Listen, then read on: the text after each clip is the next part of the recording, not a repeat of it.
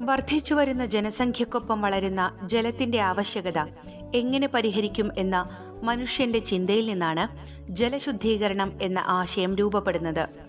ജലത്തിലെ ഭൗതിക, രാസിക, ജൈവിക മാലിന്യങ്ങളെ നീക്കം ചെയ്ത് കുടിക്കാൻ അനുയോജ്യമാക്കുന്ന പ്രക്രിയയാണ് ജലശുദ്ധീകരണം അഥവാ വാട്ടർ പ്യൂരിഫിക്കേഷൻ. ഒരു ജലശുദ്ധീകരണശാലയിൽ ജലശുദ്ധീകരണത്തിനായി നടക്കുന്ന വിവിധ പ്രക്രിയകൾ എന്തെല്ലാമെന്ന് നോക്കാം. ഒരു വാട്ടർ ട്രീറ്റ്മെന്റ് പ്ലാന്റിന്റെ ആദ്യ ഭാഗമാണ് റോ വാട്ടർ പമ്പിംഗ് സ്റ്റേഷൻ. ശുദ്ധീകരണത്തിനായി നദിയിൽ നിന്നും ജലം ശേഖരിക്കുന്ന കോൺക്രീറ്റ് കിണറും പമ്പിംഗ് സംവിധാനവുമാണിത്. കിണറിൽ ജലലഭ്യത ഉറപ്പുവരുത്താനായി അതിനു താഴെയായി പുഴയിൽ ചെക്ക് ഡാം സ്ഥാപിക്കാറുമുണ്ട്. ഈ കിണറിൽ നിന്നും പമ്പ് ചെയ്യുന്ന ജലം ആദ്യം എത്തുന്നത് എയറേറ്റർ എന്ന ഭാഗത്താണ്.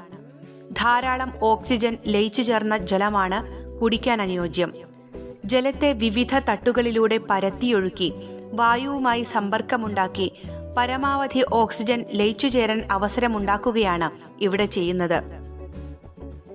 ഇവിടെ നിന്നും ജലമെത്തുന്നത് കൊയാഗുലേറ്റർ എന്ന ഭാഗത്താണ്. ഇവിടെ വെച്ച് ജലത്തിൽ ആലം എന്ന രാസപദാർത്ഥം ചേർക്കുന്നു. ചെളി കണികകൾ പരസ്പരം ഒട്ടിപ്പിടിച്ച് ഭാരം കൂടി പെട്ടെന്ന് അടിയാനാണ് ആലം ചേർക്കുന്നത്.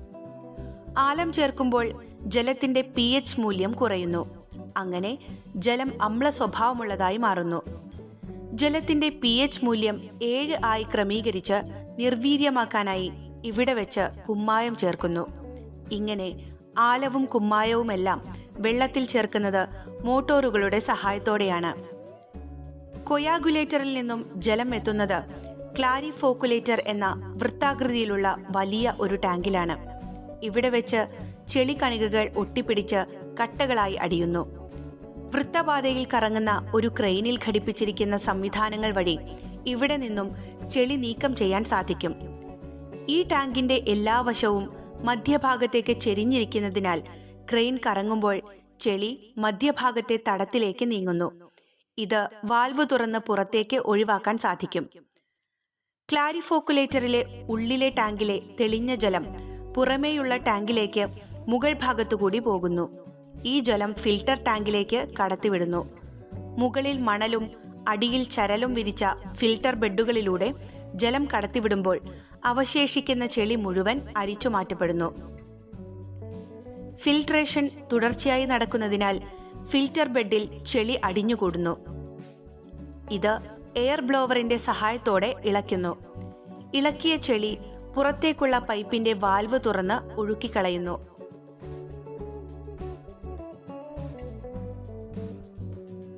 ഫിൽട്ടർ യൂണിറ്റിൽ വെച്ച് അരിച്ച് ശുദ്ധമാക്കപ്പെട്ട ജലത്തിലും പലവിധം സൂക്ഷ്മജീവികളും ഉണ്ടാകും.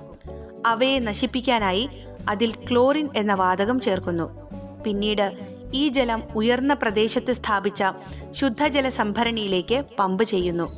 അതിൽ നിന്നാണ് ജലം വീടുകളിലേക്കും ആശുപത്രികളിലേക്കും മറ്റും ഉപയോഗത്തിനായി എത്തിക്കുന്നത്. ഇങ്ങനെ ചെലവേറിയ ഒട്ടേറെ ശുദ്ധീകരണ പ്രക്രിയകൾ നടത്തി തയ്യാറാക്കുന്ന കുടിവെള്ളം നാം കൃഷി, കെട്ടിട നിർമ്മാണം തുടങ്ങിയ മറ്റ് ആവശ്യങ്ങൾക്ക് ഉപയോഗിച്ചുകൂടാ.